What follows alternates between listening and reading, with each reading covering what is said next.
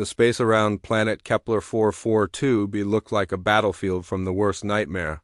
Two massive fleets hung in the black void, their ships stretching as far as the eye could see. On one side were the Vorthan Empire ships, dark metal beasts with sharp edges and glowing red weapon ports. On the other side were the crystalline collective vessels, looking like giant floating gems that caught and bent the light from the nearby. Admiral Zexthara stood on the bridge of her flagship, the Crimson Talon. She was tall and thin like all Vorthans, with gray skin and 4 arms that moved with deadly grace. Her large black eyes watched the battle displays with cold calculation. 3 years of war had made her tired, but she would never show weakness to her crew. The battle had been going on for 3 full cycles now. 3 cycles of endless fighting with no clear winner. Both fleets were stuck, neither able to push forward and claim victory. The Vorthans fired their plasma cannons in waves of bright orange light. The crystalline ships responded with beams of pure energy that cut through space like silver knives. Ships on both sides exploded into balls of fire and metal, but still, neither fleet could break through. Below them, the planet Kepler 442b spun slowly in space. It was a beautiful world with blue oceans and green continents. Billions of peaceful people lived there. They were called Andromedans, and they had never wanted this war. They just wanted to farm their land and raise their children in peace. But now their world shook from the battle above. The energy weapons made the sky flash with strange colors. The electromagnetic pulses knocked out their power grids and communication networks. Zexthara looked at the tactical display again. Her fleet had lost 47 ships since yesterday. The crystalline fleet had lost 52. It was a slow dance of death that could go on for years. Both sides were too evenly matched. Both sides were too proud to retreat. On the other side of the battle, the crystalline mothership pulsed with soft light. Inside, thousands of crystal beings shared one collective mind. They did not speak with words like other species. Instead, thoughts and emotions flowed between them like water. Right now, that shared mind was filled with frustration and determination. The crystalline beings looked like living statues made of clear glass. Light moved through their bodies in patterns that showed their emotions. When they were angry, red light blazed through them. When they were sad, blue light flickered like tears. When they were determined, white light burned steady and bright. The collective mind remembered why this war had started. The Vorthans had claimed mining rights to 3 star systems that the crystalline collective also wanted. Both sides said they had the legal claim. Both sides refused to back down. What started as a trade dispute had grown into the biggest war. The galaxy had seen in 500 years. The Vorthan ships moved in perfect formation like a school of deadly fish. Each captain knew exactly what to do without being told. They had trained for war since they were children. The Vorthan Empire had been conquering worlds for 1,000 years. They were good at it, but the crystalline ships moved even better. They shared one mind, so they could coordinate in ways that no other species could match. When one ship turned left, 50 others would turn right at exactly the same moment. When one ship fired, 100 others would fire in perfect timing. It was like watching a deadly dance performed by a single dancer with 1,000 badas. The battle raged on. More ships died. More families lost fathers and mothers and children. The space around the planet filled with debris and the frozen bodies of warriors who would never go home. Lieutenant Kexara, a young Vorthan female, worked at the sensor station on the Crimson Talon. She was new to war, and the constant fighting made her stomach hurt. She tried to focus on her instruments, tracking enemy movements and watching for surprise attacks. Suddenly, something new appeared on her screen. A small blip on the very edge of sensor range. It was moving toward the battle, but it was not like any ship she had ever seen. The energy signature was strange. The size was tiny compared to the great warships around her. "Admiral," she called. Out, her voice shaking slightly. "I have an unknown contact approaching from Grid 77 Alpha." Admiral Zexthara moved to the sensor station with quick steps. Her black eyes studied the display. The unknown ship was small, maybe the size of a Vorthan destroyer. but it was moving with a confidence that seemed impossible. It flew straight toward the center of the battle zone, not trying to hide or take cover. "Can you identify the ship type?" Zexthara asked. Lieutenant Kexara worked her controls, trying to get more information. "No match in our databases, Admiral. The hull design is completely unknown, and the energy readings ... She paused, checking her instruments again. "The energy readings do not make sense." On the crystalline mothership, the collective mind had also noticed the newcomer.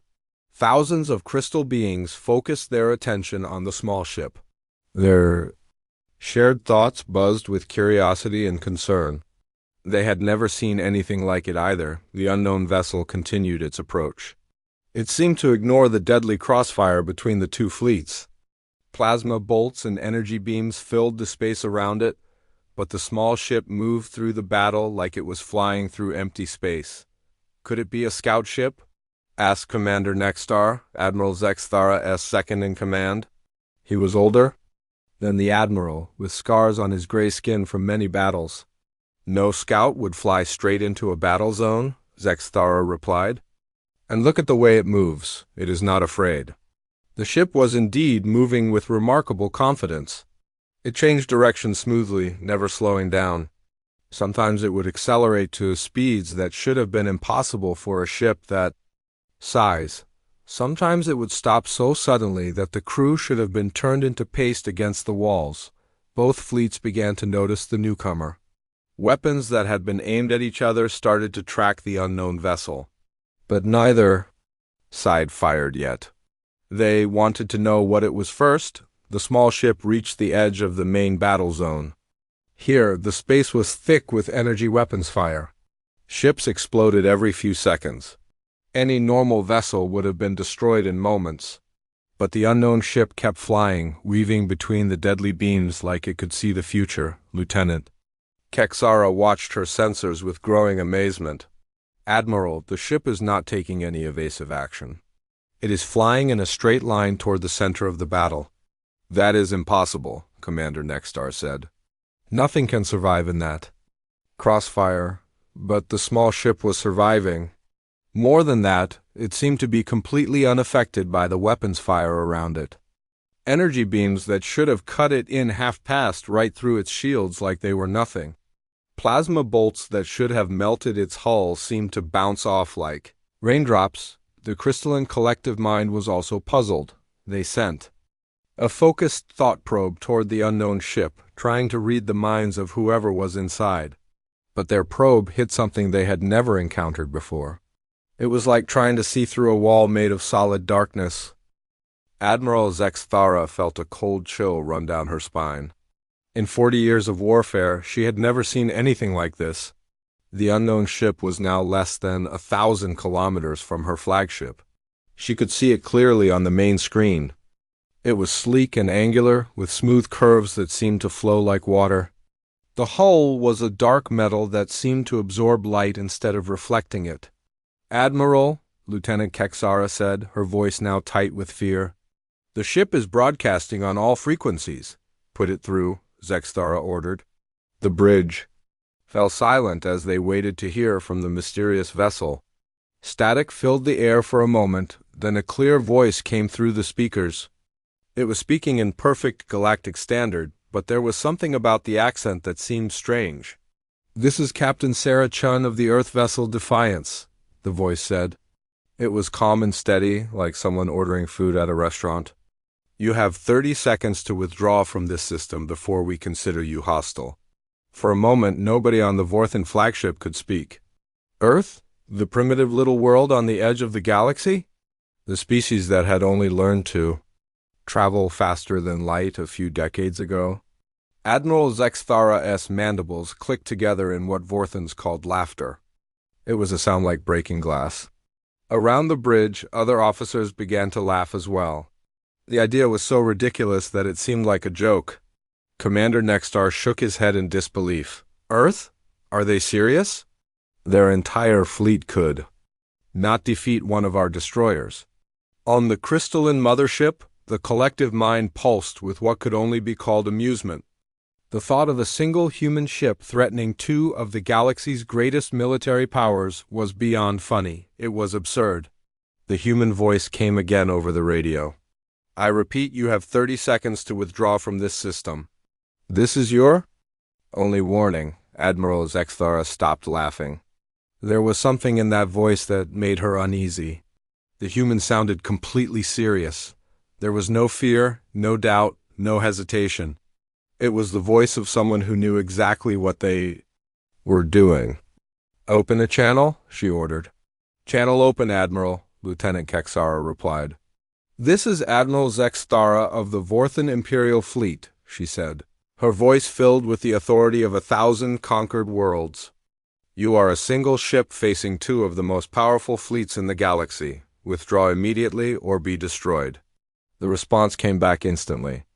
"Admiral, you have 23 seconds remaining." The bridge of the Crimson Talon erupted. In angry voices, officers shouted about the insult to Vorthan honor. Some demanded that they destroy the human ship immediately, but Admiral Zexthara held up one of her 4 hands for silence. She studied the tactical display again. The human ship was now directly between the two massive fleets. It hung there motionless, as if it owned the entire star system. Its weapons were not charged. Its shields showed normal power levels. By every measure she could see, it was just an ordinary ship with ordinary capabilities. But something was wrong, something her warrior instincts could not identify. The 30 seconds passed. Both fleets waited to see what would happen. The space around planet Kepler 442b had never been so quiet. The silence in space was broken by Captain Chun's voice coming through the communication systems of both fleets. Her words were calm and clear, like she was talking to old friends instead of two massive war fleets that could destroy entire star systems. "Time's up," she said simply. "Engaging defensive protocols." Admiral Zexthara watched her tactical display with growing confusion. The human ship had not moved. Its weapons were still not charged. Its shields showed the same normal power levels as before. What did the human mean by defensive protocols? Then, the impossible happened. The Earth ship called Defiance suddenly moved. But it did not move like any ship Admiral Zexthara had ever seen. It did not accelerate slowly like normal ships had to do. Instead, it went from completely still to moving faster than a fighter craft in less than 1 second. The sudden movement should have turned everyone inside into liquid. Lieutenant Kexara stared at her sensor display with wide eyes. "Admiral, the human ship just accelerated to 0.7 light speed. That should be impossible without an inertial dampener the size of a space station." But that was just the beginning. The Defiance began to move through the battle zone like it was dancing. It twisted and turned between the massive capital ships of both fleets. Vorthan destroyers that were 3 kilometers long looked like toys. Next to the grace of the small human vessel. Commander Nextar tried to track the ship with the Crimson Talon's weapons systems. "I cannot get a lock," he said, his voice tight with frustration. "The ship is moving too fast and changing direction too quickly." The Defiance flew past a crystalline battlecruiser so close that it should have scraped the hull. The crystalline beings inside the ship felt their collective minds shake with surprise. They tried to target the human vessel with their energy weapons, but it was already gone, appearing somewhere else entirely, on the bridge of the Crimson Talon. Admiral Zexthara watched the tactical display with the focused attention of a hunter. The human ship was not just moving fast. It was moving in ways that broke the laws of physics as she understood them. Ships could not change direction that quickly without massive engines. Ships could not accelerate that fast without crushing their crews. "How are they doing this?" she asked Lieutenant Kexara. The young Vorthan female worked frantically at her controls, trying to get better sensor readings. "I do not know, Admiral. The ship's engine output does not match its performance. According to my readings, it should not be able to move faster than a cargo freighter." The Defiance continued its impossible dance through the battle zone. It flew between energy beams that should have destroyed it. It passed through explosions that should have vaporized it. Weapons from both fleets tried to target it, but none could get a lock on the small ship across the battle zone. The crystalline collective mind was experiencing something it had rarely felt before: fear. The crystal beings shared their thoughts and emotions, and right now those thoughts were full of confusion and growing terror. They had never encountered anything like this human ship. The collective mind tried again to probe the vessel with their psychic abilities. Crystalline beings could read the thoughts of most other species. It was one of their greatest advantages. In battle, they could predict what enemy commanders would do before those commanders even decided. But when they focused their mental probe on the human ship, they hit the same wall of darkness they had encountered before. It was not like the mind was shielded. It was like the mind was not there at all. Or like it was something so alien that they could not understand it. The Defiance suddenly stopped moving. It hung in space exactly in the center of the battle zone, right between the two massive fleets. Admiral Zextara could see it clearly on her main screen now. The ship was beautiful in a strange way. Its hull was smooth and dark, with curves that seemed to flow like liquid metal. There were no visible weapons ports, no missile tubes, no obvious signs of military equipment. "Captain Chun," Admiral Zextara said over the open communication channel, "your ship is impressive, but you are still vastly outnumbered. One have 300 ships in my fleet alone. The Crystalline Collective has almost as many. Surrender now, and we will allow you to leave safely." Captain Chun's response came back immediately. "Admiral, I appreciate the offer, but I think you misunderstand the situation here." There was something in the human's voice that made Admiral Zextara's skin crawl. It was not arrogance exactly. It was more like complete confidence, like someone who knew a secret that nobody else knew. "What situation?" Admiral Zextara asked. "The situation where you think numbers matter," Captain Chun replied, on the crystalline mothership. The collective mind pulsed with growing agitation. The crystal beings had been analyzing the human ship since it arrived, and nothing made sense. The vessel's energy signature was unlike anything in their vast databases. The materials of its hull showed properties that should not exist. And now, the human was talking like she could defeat both fleets by herself. The collective mind decided to test the human's confidence. They selected one of their smaller ships, a destroyer with a crew of 50 crystal beings. The ship moved forward slowly, its energy weapons charging with bright silver light. Captain Chun's voice came over the communication system again. "I wouldn't do that if I were you." The crystalline destroyer continued its approach. Its captain, a tall crystal being named Veltar, had volunteered for this mission. He wanted to see what the human ship could do when faced with a real threat. His destroyer was armed with molecular disruptors, weapons that could break apart the atomic bonds.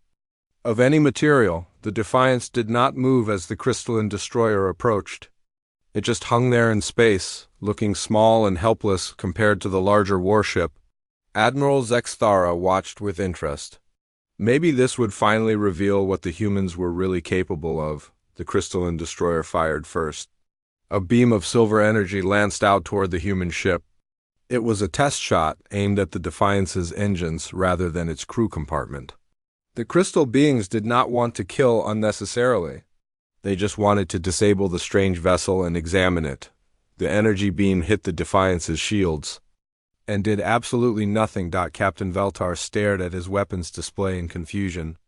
The molecular disruptor was one of the most powerful weapons in the galaxy. It should have cut through the human ship's shields like they were made of paper. Instead, the shields had absorbed the energy completely, without even flickering. He fired again, this time with full power. The silver beam was so bright it lit up the space around both ships. When it hit the Defiance's shields, there was a brief flash of light. Then nothing. The human ship continued to float peacefully in space, completely undamaged. Admiral Zextara felt a cold fear growing in her chest. She had seen molecular disruptors in action before. They could cut through the hull of a battleship in seconds. The fact that they had no effect on the human ship meant that the Defiance had technology far beyond anything she had ever encountered. Captain Chun's voice came over the communication system one more time. "Are you finished testing my defenses?" she asked politely. The crystalline destroyer stopped firing. Captain Veltar reported back to the collective mind that his weapons had no effect. The shared consciousness of his species rippled with shock and disbelief. How is this possible? Admiral Zexthara demanded over the open channel. Technology, Captain Chun replied simply. We've learned a few things since we joined the galactic community. Admiral Zexthara's mind raced. Humans had only achieved faster-than-light travel 37 years ago. Their technology was considered primitive by galactic standards. Their ships were slow, their weapons were weak, and their defenses were almost non-existent. The idea that they could have developed shields that could stop molecular disruptors was impossible. Unless they had help. Who gave you this technology? Admiral Zexthara asked. That's an interesting question, Captain Chun said. But before I answer it, I need to ask you something. Do you see that planet down there? Admiral Zexthara looked at the tactical display. Planet Kepler 442 be hung below them, blue and green and beautiful. She could see the lights of cities on the night side of the world. I see it, she said. There are 4 billion people on that planet, Captain Chun continued. They have families, children, dreams. They wake up every morning hoping to live. Another day in peace. But for the last 3 years, you've been fighting a war right above their heads. You've filled their sky with explosions and death.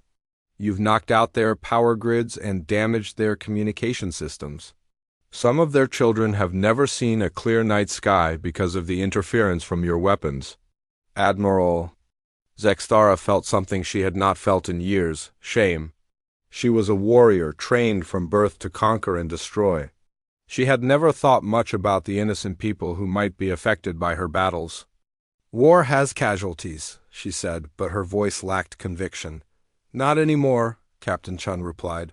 Today, this war ends. The collective mind of the crystalline beings pulsed with sudden alarm. They could sense something changing in the space around them. The human ship was still not moving, still showed no obvious weapons charging, but there was something different in the energy readings. Lieutenant Kexara studied her sensor display with growing confusion.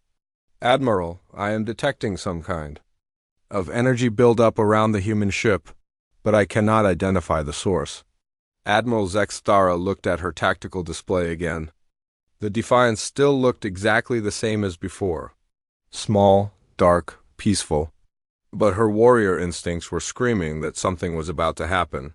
All ships raise shields to maximum, she ordered over the fleet communication system.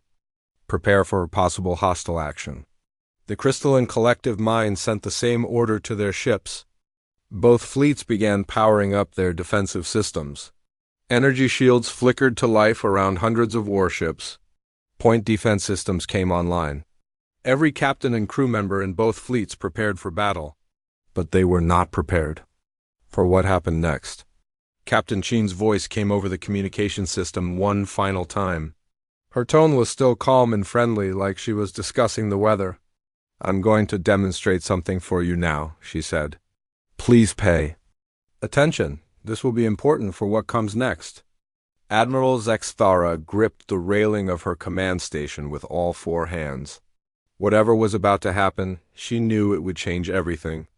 The small human ship floating between 2 of the galaxy's greatest fleets was about to show them something that would make them question everything they thought they knew about war, about power, and about humanity's place in the galaxy.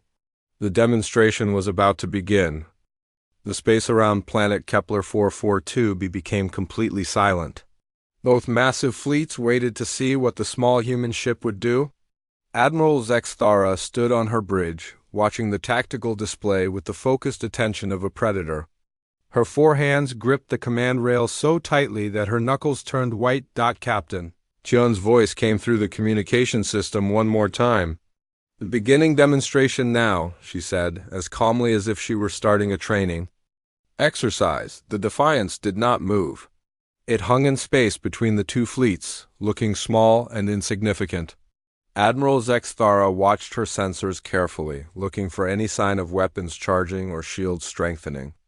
But the readings showed nothing unusual. Then a small panel opened on the side of the human Ship. Lieutenant Kexara leaned forward at her sensor station. Admiral, the human ship has opened what appears to be a weapon port. But the energy readings are very small. Whatever weapon they are preparing, it cannot be very powerful. Admiral Zextara nodded, but she did not feel relieved. Her years of experience in warfare had taught her to trust her instincts. And right now, her instincts were screaming that something terrible was about to happen. A thin beam of silver light emerged from the human ship. It was barely visible, no thicker than a pencil. Compared to the massive energy weapons that both fleets carried, it looked like nothing at all. Admiral Zextara had seen plasma cannons that could vaporize asteroids. She had seen particle beams that could cut through a planet's crust. This tiny silver beam looked like a toy. The beam moved slowly through space, traveling toward Admiral Zextara's fleet. It was not aimed at the Crimson Talon, but at another ship nearby. The target was the Eternal Blade, one of the newest and most powerful ships in the Vorthan fleet. It was commanded by Admiral Zextara's old friend, Captain Moore. Text. Captain Mortex watched the approaching beam with amusement. His ship had shields strong enough to stop anything the galaxy could throw at it. The hull was made of neutronium steel alloy, the strongest material known to science. The Eternal Blade had survived battles with the Crystalline Collective's most powerful weapons. A tiny beam from a human ship was not even worth worrying about. "Should I raise shields?" asked his weapons officer. Captain Mortex laughed, a sound like grinding metal. "For that? Do not waste the power. Let it hit us. Maybe it will scratch our paint." The silver beam reached the Eternal Blade and touched the hull just behind the main bridge. For a moment, absolutely nothing happened. The beam made contact with the massive warship and seemed to have no effect at all. Captain Mortex was about to make a joke about human technology when something changed. The spot where the beam touched the hull began to glow. It was a soft white light that spread outward like ripples in a pond. The light moved across the surface of the ship, growing brighter and faster as it went. "What is happening?" Captain Mortex demanded. His science officer worked frantically at his controls. "I do not know, sir. The beam appears to be affecting our hull at the molecular level, but I cannot determine how." The white light continued to spread across the Eternal Blade. It covered the weapons systems, the engine section, the crew quarters. Everywhere the light touched, the ship began to look strange. The solid metal hull became transparent, like it was made of glass. Captain Mortex tried to call for help, but his communication system was dead. He tried to fire his weapons, but they would not respond. He tried to activate the emergency evacuation pods, but nothing worked. Then the Eternal Blade simply stopped existing. It did not explode. There was no flash of light, no debris field, no energy release. One moment it was there, a massive warship with a crew of 3,000 Vorthan warriors. The next moment, there was only empty space. The silence that followed was the deepest quiet that Admiral Zextara had ever experienced. Every being on every ship in both fleets stared at the empty space where the Eternal Blade had been. A ship that had taken 10 years to build and had cost more than the yearly budget of an entire star system had simply vanished. "Where did it go?" Lieutenant Kexara whispered. Admiral Zextara could not answer. Her mind was trying to process what she had just witnessed, but it made no sense. Ships did not just disappear. Matter could not be destroyed without releasing enormous amounts of energy. What the human ship had done was impossible according to every law of physics she knew. On the crystalline mothership, the collective mind was experiencing something that their species had never felt before: absolute terror. The crystal beings shared their thoughts and emotions, and right now those thoughts were filled with panic. They had just watched a heavily armed warship cease to exist with no explanation. The collective mind tried to analyze what had happened. They replayed the sensor data over and over, looking for clues, but the data made no sense. The human weapon had somehow unmade the Vorthan ship at the most basic level. It was as if the ship had never existed in the first place. Captain Chun's voice came through the communication system again. She still sounded calm and friendly, like nothing unusual had happened. That was a molecular disruptor operating at 0.3% power, she said. At full power, the weapon has a range of 1 light year and can affect multiple targets simultaneously. Admiral Zexthara felt her blood turn to ice water. A weapon that could destroy ships from a light year away? A weapon that could target multiple ships at once? The implications were beyond terrifying. Impossible, she said over the open channel. No such weapon exists. You just saw it work, Captain Chun replied. But if you need another demonstration, I can target one of your other ships. Or perhaps one of the crystalline vessels. I want to be fair to both sides. The collective mind of the crystalline beings pulsed with alarm. They immediately sent an order to all their ships, begin emergency retreat procedures immediately. But even as they gave the order, they knew it was useless. If the human weapon really had a range of 1 light year, running away would not save them. Admiral Zexthara's mind raced as she tried to understand the situation. A weapon that could unmake matter itself was beyond anything she had ever imagined. If the humans really had this technology, they could destroy entire fleets without even trying. They could eliminate whole planets if they wanted to, but that raised an important question. If humans had this kind of power, why had they stayed hidden on their small world for so long? Why had they only now revealed themselves? Captain Chun, Admiral Zexthara said carefully, your weapon is impressive, but I find it hard to believe that your people developed this technology on their own. Humans have only had faster-than-light travel for a few decades. You are correct, Captain Chun replied. We did not develop this technology ourselves. Admiral Zexthara felt a moment of relief. If humans had stolen or bought this weapon from someone else, then maybe they did not fully understand how to use it. Maybe they only had one ship with this capability. Who gave it to you? She asked. Captain Chun was quiet for a moment. When she spoke again, her voice carried a weight that made everyone listening pay close attention. 3 years ago, our deep space monitoring stations detected an unknown object in the outer edge of our solar system. It was a ship, but unlike anything we had ever seen. The vessel was massive, larger than anything in your fleets or the crystalline collective, but it was also dead. No life signs, no power, no activity of any kind. Admiral Zexthara listened with growing interest. An ancient derelict ship could explain where the humans had gotten their advanced technology. We sent a team to investigate, Captain Chun continued. What we found inside changed everything we thought we knew about the galaxy. The ship belonged to a species that called themselves the Architects. According to their records, they had been watching the galaxy for over 50,000 years. The collective mind of the crystalline beings rippled with shock. 50,000 years was longer than their entire recorded history. They had thought their species was one of the oldest in the galaxy. The Architects were incredibly advanced, Captain Chun said. They had technology that could reshape matter at the quantum level. They could travel between dimensions. They could manipulate time itself. But despite all their power, they had never interfered in galactic affairs. They were observers, watching, and waiting. Waiting for what? Admiral Zexthara asked. For a species to prove itself worthy of their inheritance, Captain Chun replied. The Architects had seen thousands of civilizations rise and fall. They had watched empires conquer entire galaxies only to destroy themselves through war and greed. They were looking for something different. Something special. Admiral Zexthara felt a cold understanding beginning to form in her mind. And they chose humans? They did, Captain Chun said. But not for the reasons you might think. It was not because we were the strongest or the smartest or the most advanced. We were chosen because we had done something that no other species in their records had ever accomplished. What was that? The collective mind of the crystalline beings asked, speaking through their mothership's communication system for the first time.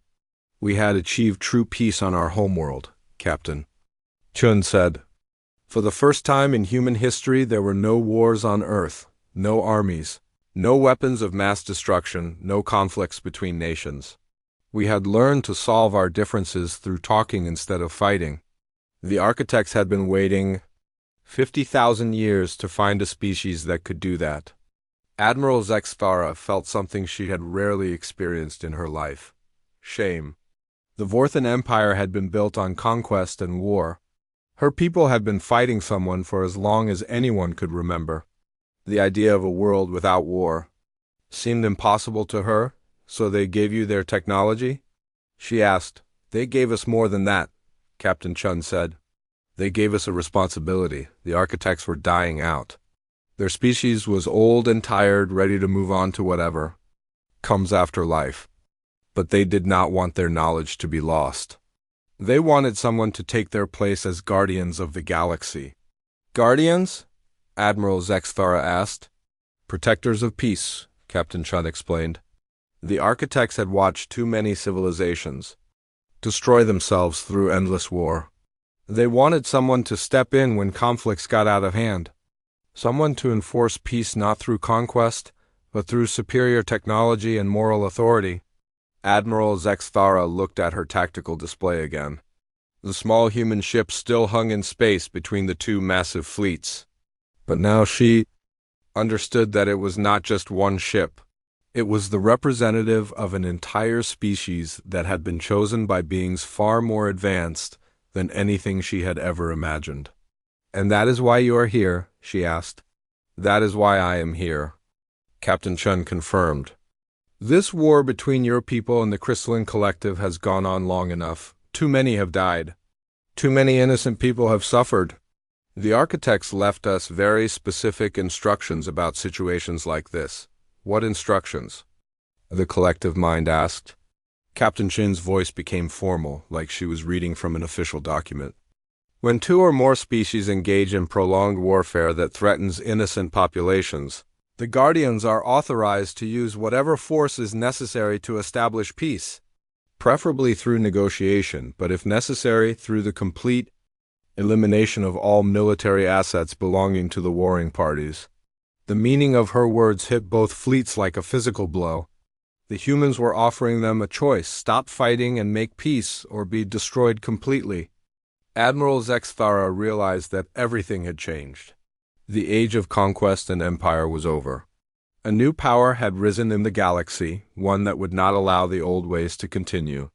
The question now was what choice her people would make.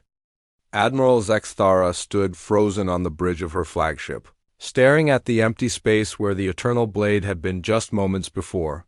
Her mind struggled to process what Captain Chun had just told them. Humans were now the guardians of the galaxy, chosen by an ancient species more powerful than anything she could imagine. The implications were staggering. If what the human said was true, then the age of conquest was over. The Vorthan Empire, which had spent 1,000 years expanding across the stars, would have to find a new way to exist. Wars like this one would no longer be allowed. Admiral, Lieutenant Kexara said quietly, "What are your orders?" Admiral Zexthara looked around her bridge. Her officers were all watching her, waiting for her decision. These were warriors who had trained their entire lives for battle. They knew how to fight, how to conquer, how to destroy enemies, but they had never been taught how to make peace. "Captain Chun," Admiral Zexthara said over the open communication channel, "you say you want peace. But my people have been at war with the Crystalline Collective for 3 years. We have legitimate grievances against them. They claim territory that belongs to us by right." The collective mind of the crystalline beings pulsed with anger at this statement. Through their mothership's communication system, they responded immediately. The Vorthan Empire lies. Those star systems were ours.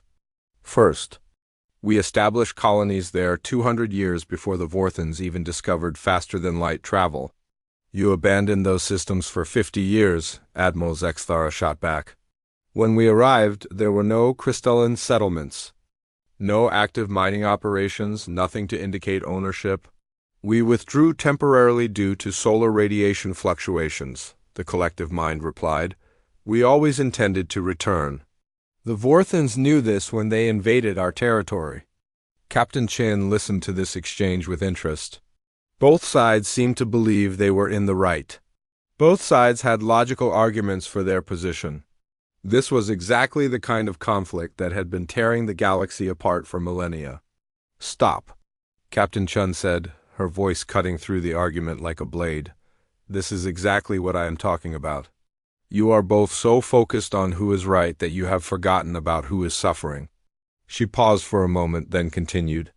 "Let me tell you what I see when I look at this conflict. I see two proud species who have been fighting over rocks in space while billions of innocent people suffer. I see warriors who care more about their honor than about the children on the planet below us who have nightmares about the explosions." In the sky, Admiral Zexthara felt uncomfortable. She was a soldier trained to think about strategy and victory. She had never spent much time considering the civilians caught in the middle of her battles. "War has always had casualties," she said, but her voice lacked conviction. "Not anymore," Captain Chun replied firmly. "The architects left very clear instructions about this. Wars that harm innocent populations must be stopped immediately, period, no exceptions." On the crystalline mothership, the collective mind was struggling with this new reality. They had been fighting the Vorthans for 3 years, pouring resources and lives into this conflict. To simply stop and walk away felt like surrender. But they had also seen what the human weapon could do. The memory of the eternal blade simply ceasing to exist was burned into their shared consciousness. "What exactly are you proposing?" the collective mind asked. "Negotiation," Captain Chun said. "Both fleets will withdraw to a safe distance from the planet. Representatives from both sides will come aboard my ship for peace talks. We will work together to find a solution that addresses everyone's concerns without further bloodshed." Admiral Zexthara's instincts rebelled against this idea. Negotiating from a position of weakness went against everything she had been taught. But she was not in a position of strength anymore. The human ship had demonstrated technology that could destroy her entire fleet without breaking a sweat. "And, if we refuse?" she asked. Captain Chun's response was immediate and chilling. "Then I will carry out the architect's secondary protocol. I will disable every military vessel in both fleets and force you to negotiate." "Disable how?" Admiral Zexthara asked, though she suspected she already knew the answer. "The same way I dealt with the Eternal Blade," Captain Chun said calmly. "Except I will target your weapons and engines instead of your entire ships. You will be left floating helplessly in space until you agree to talk." The bridge of the Crimson Talon fell silent. Admiral Zexthara could see the fear in her officer's eyes. Being left defenseless in space was a fate worse than death for a warrior. They would be completely at the mercy of their enemies, unable to fight back or protect themselves. Commander Nexstar leaned close to Admiral Zexthara and whispered, "Admiral, perhaps we should consider the humans' offer. If their technology is as advanced as they claim, we have no choice but to cooperate." Admiral Zexthara nodded slowly. Her tactical mind was already analyzing the situation. She had 3 options: fight and be destroyed, run and probably be destroyed. Anyway, or negotiate and possibly find a way to salvage something from this disaster. "Very well," she said over the communication channel. "The Vorthan Empire agrees to your terms? We will withdraw our fleet and send a representative for negotiations." The collective mind of the crystalline beings was also considering their options. They had come to the same conclusion as Admiral Zexthara. Fighting was useless against a weapon that could unmake matter itself. Running was pointless if the weapon had a range of 1 light year. Negotiation was their only realistic choice. The crystalline collective also agrees, they said through their mothership's communication system. Captain Chun's voice carried a note of satisfaction. "Excellent. Both fleets will withdraw to a distance of 1,000,000 kilometers from the planet. Admiral Zexthara, you will select 1 representative to speak for the Vorthan Empire. The Crystalline Collective will select 1 representative to speak for their people. Both representatives will board my ship in 2 hours for the beginning of peace negotiations." Admiral Zexthara watched her tactical display as both fleets began to move away from the planet. The retreat was orderly but tense. Ships that had been locked in combat for 3 years were now pulling back, their weapons powered down but their crews still on high alert. As the fleets withdrew, something interesting began to happen on the planet below. The electromagnetic interference from the space battle started to fade away.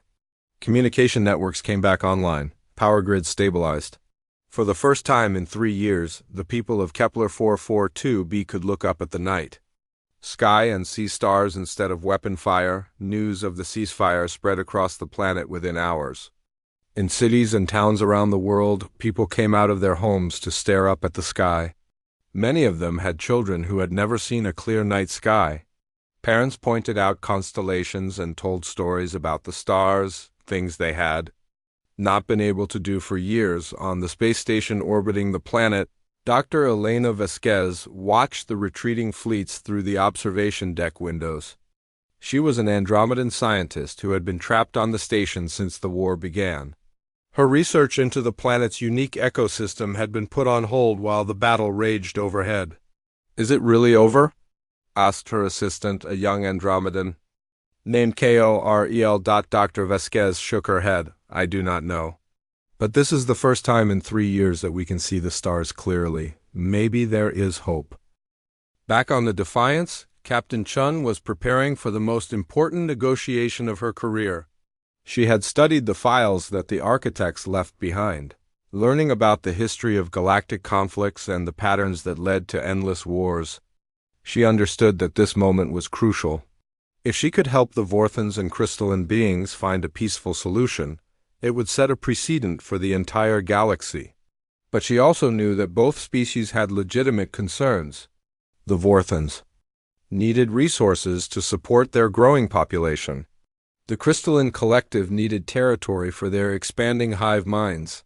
Simply telling them to stop fighting would not solve the underlying problems that had started this war. Captain Chin walked through her ship, checking the preparation for the peace talks. The Defiance was much larger inside than it appeared from the outside.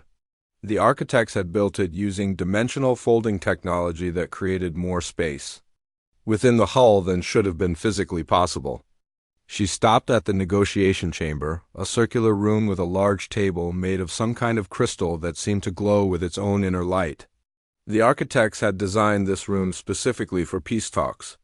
The crystal table had properties that help reduce aggression and promote clear thinking in most species. "Computer," Captain Chun said aloud, "display the personnel files for Admiral Zextara and the primary consciousness of the crystalline collective." Holographic displays appeared in the air around her, showing detailed information about both leaders. Admiral Zextara was a career military officer who had risen through the ranks through skill and determination. She had a reputation for being tough but fair, and she genuinely cared about the welfare of her troops. The crystalline collective was more complicated. They were not led by individuals but by a shared consciousness that made decisions through consensus. The primary consciousness was the strongest voice in their collective mind, but it could be overruled if enough other voices disagreed. Captain Chun studied the files carefully, looking for ways to appeal to both sides. She needed to find common ground between two species that had been killing each other for 3 years. An hour later, both representatives arrived. Admiral Zextara came in person, accompanied by 2 bodyguards. The crystalline collective sent one of their crystal beings, a tall figure that sparkled with inner light. The being's name was Corthanus, and it spoke for the collective mind. Captain Chin met them at the airlock. She was a middle-aged human woman with short gray hair and calm blue eyes. She wore a simple black uniform with no decorations or rank insignia. Despite her plain appearance, both alien representatives could sense the authority she carried. "Welcome aboard the Defiance," Captain Chun said. "I know this situation is difficult for both of you. No one likes to negotiate under threat, but I hope we can work together to find a solution that benefits everyone." Admiral Zextara looked around the human ship with professional interest. The corridors were wider than they appeared from outside, and the walls seemed to be made of the same dark material as the hull. Everything was clean and functional, but there was something about the design that felt alien even to her experienced eyes. "Your ship is impressive," she said. "The dimensional technology is beyond anything we have seen. The architects were very advanced, Captain Chun agreed. They left us many gifts. But the greatest gift was not technology, it was wisdom. They taught us that power without responsibility leads to destruction. Cortana spoke for the first time, its voice like the sound of wind chimes. The collective mind is curious about this wisdom. Our species has always believed that might makes right. So did mine once, Captain Chun said. We spent thousands of years fighting wars over territory, resources, and ideology. We nearly destroyed ourselves several times. It was only when we learned to talk instead of fight that we truly became strong. She led them to the negotiation chamber. Both representatives stopped when they saw the crystal table. Admiral Zexthara felt some of the anger and frustration she had been carrying drain away. Corthanus felt the collective mind becoming calmer and more focused. Please sit, Captain Chun said. Let us begin. The negotiation chamber aboard the Defiance was unlike anything Admiral Zexthara or Corthanus had ever experienced. The crystal table seemed to pulse with a gentle light that made both representatives feel calmer than they had in years. Captain Chun sat at the head of the table, her hands folded peacefully in front of her. Before we begin, Captain Chun said, I want both of you to understand something important. I am not here to judge who is right or wrong. I am not here to punish anyone or take sides. I am here to help you find a solution that works for everyone. Admiral Zexthara shifted uncomfortably in her chair. She was used to negotiations where both sides tried to gain advantage over the other. This felt different, and she was not sure how to respond. The Vorthan Empire has legitimate claims to those star systems, she said, her voice still carrying the authority of command. We invested significant resources in establishing colonies and mining operations. Corthanus spoke for the collective mind, its voice like crystal wind chimes. The crystalline collective disagrees. Those systems belonged to us long before the Vorthans arrived. We have ancient records proving our claim. Captain Chun nodded to both of them. I have reviewed the evidence from both sides. Your claims are both valid according to different interpretations of galactic law. But that is not the real problem. Here, what do you mean? Admiral Zexthara asked. The real problem is that you are both thinking too small, Captain Chun said. You are fighting over 3-star systems when there are millions of unclaimed systems in the galaxy. You are spilling blood over mining rights, when there are asteroids floating in space that contain more resources than entire planets. She touched a control on the table, and a holographic display appeared in the air above them. It showed a 3-dimensional map of the local galactic region, with thousands of star systems marked in different colors. The red systems are claimed by the Vorthan Empire, Captain Chun explained. The blue systems belong to the crystalline collective. The green systems are controlled by other species. But look at all the yellow systems. Those are unclaimed, unexplored star systems that contain more resources than both your civilizations could use in 1,000 years. Admiral Zexthara stared at the display with growing amazement. She had been so focused on the 3 disputed systems that she had never considered how many unclaimed territories were available. The yellow dots seemed to fill the entire display. Why fight over 3 systems when you could peacefully expand into hundreds? Captain Chun asked. Corthanus spoke for the collective mind. The crystalline collective has considered expansion into unclaimed territory. But exploration is expensive and dangerous. It is easier to take systems that are already developed. Easier but not better, Captain Chun said. When you take something from someone else, you create an enemy. When you build something yourself, you create a future. Admiral Zexthara was beginning to see the logic in Captain Chun's words. The Vorthan Empire had spent enormous resources fighting this war. Those same resources could have been used to explore and develop new territories. But what about the 3 systems we are fighting over? She asked. Who gets them? Captain Chun smiled. That is where things get interesting. I have a proposal that might benefit both of your species more than simply dividing up the territory. She touched another control in the holographic display. changed to show detailed information about the 3 disputed star systems. Each system contained planets with different types of resources and different environmental conditions.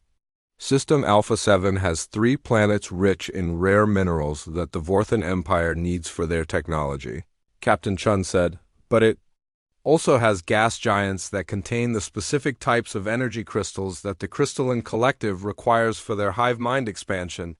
She pointed to another system.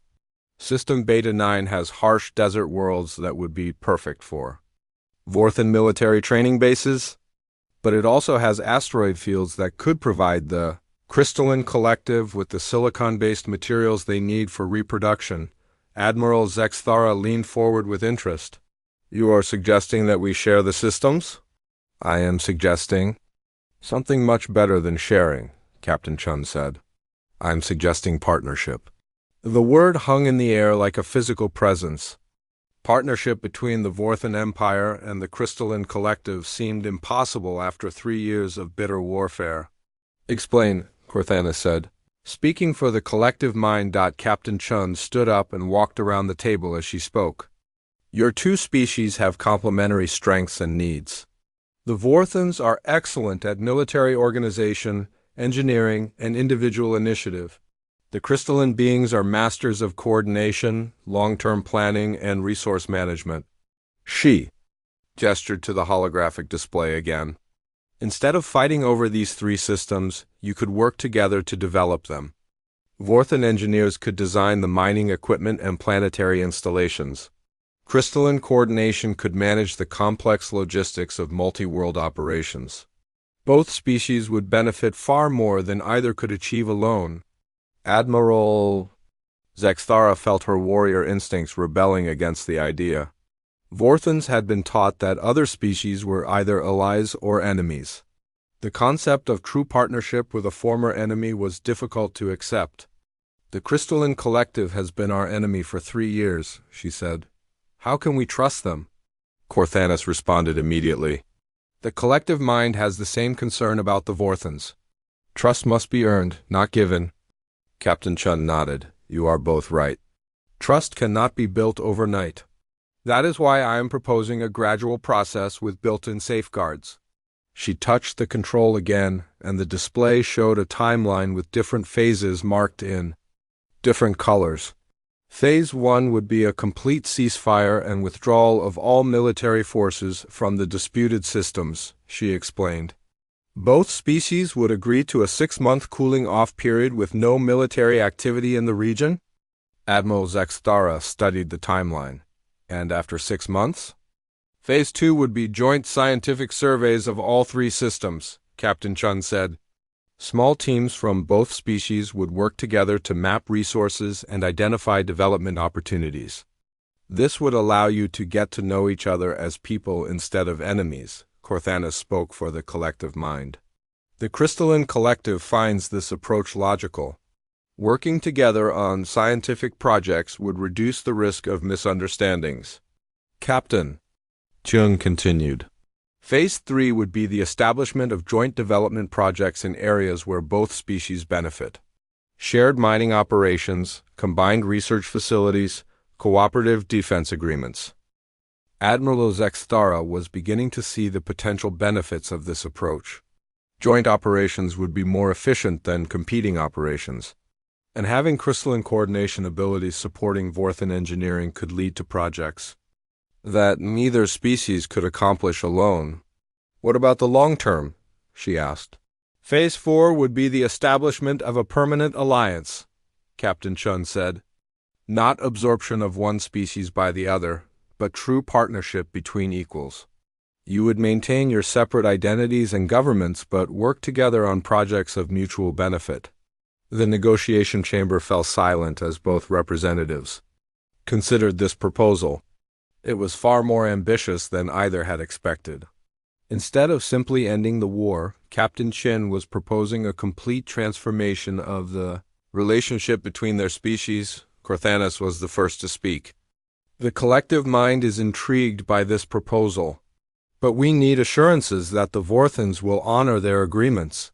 And we need the same assurances from the Crystalline Collective, Admiral Zexthara added. Captain Chun smiled. That is where humanity comes in. The architects gave us the responsibility to maintain galactic peace. As part of that responsibility, we are prepared to guarantee this agreement. How? Admiral Zexthara asked. Earth will establish a permanent monitoring station in the disputed region, Captain Chun explained. Human observers will oversee the implementation of each phase. If either side violates the agreement, we will intervene to restore the peace. Admiral.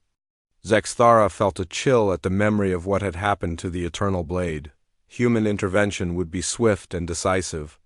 And if both sides honor the agreement? She asked. Then you will have achieved something that has never been done. Before in galactic history, Captain Chun said, you will have turned a destructive war into a constructive partnership. You will have shown other species that there is an alternative to endless conflict. Captain Chun walked back to her seat and sat down. I know this is a lot to consider. You do not have to give me an answer right now. Take all the time you need to discuss this with your governments and your people. Admiral Zexthara looked at the holographic display one more time.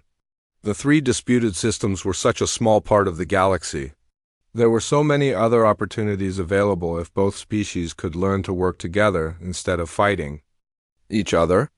I will need to consult with the Vorthen High Command, she said. The collective mind must also consider this proposal carefully, Corthanus added. Ken Chun nodded. Take all the time you need. But while you are making your decision, remember the planet below us. Remember the billions of people who have been living in fear because of this war. Remember that your choice today will determine whether their children grow up in a galaxy of peace or a galaxy of endless conflict. 3 hours later, both representatives returned to the negotiation chamber. Admiral Zexthara had spent the time in intense communication with her superiors. The Vorthen High Command had been initially skeptical, but the demonstration of human power had convinced them that cooperation was better than destruction. Corthanus had merged more deeply with the collective mind, allowing thousands of crystal beings to examine the proposal from every possible angle. The consensus had been clear. Partnership offered better long-term prospects than continued warfare. The Vorthen Empire accepts your proposal, Admiral Zexthara said formally. The Crystalline Collective also accepts, Corthanus added, Captain. Chun felt a wave of relief wash over her. Excellent. We will begin implementing Phase 1 immediately. Both fleets will withdraw from the disputed systems within 24 hours. A formal ceasefire agreement will be signed and distributed to all military units. As the representatives prepared to return to their fleets, Captain Chun stood up one more time. Today marks the end of one chapter in galactic history and the beginning of another, she said. You have chosen cooperation over conflict, partnership over domination, peace over war. The architects would be proud? 6 months later, Captain Chun stood on the observation deck of a new space station in the Alpha 7 system. Below her, Vorthen engineers and crystalline coordinators worked side by side on the construction of a massive mining platform. The project was ahead of schedule and under budget, demonstrating the power of true cooperation. The war that had raged for 3 years had ended not with victory or defeat, but with transformation. The galaxy was watching this unprecedented partnership with great interest. Other species were beginning to ask if they too could benefit from cooperation. Instead of competition on the planet Kepler 442b, children played under clear night skies filled with stars. Instead of weapon fire, Dr. Elena Vasquez had resumed her research into the planet's unique ecosystem, working with scientists from both the Vorthen Empire and the Crystalline Collective. The age of galactic warfare was not yet over, but it had received its first serious challenge. Humanity had taken its place as the guardian of peace, armed not just with superior technology, but with the wisdom to use that technology responsibly. Captain Chun watched the construction work below and smiled. The architects had chosen well. Peace was always harder than war, but it was also infinitely more rewarding. The future of the galaxy looked brighter than it had in thousands of years.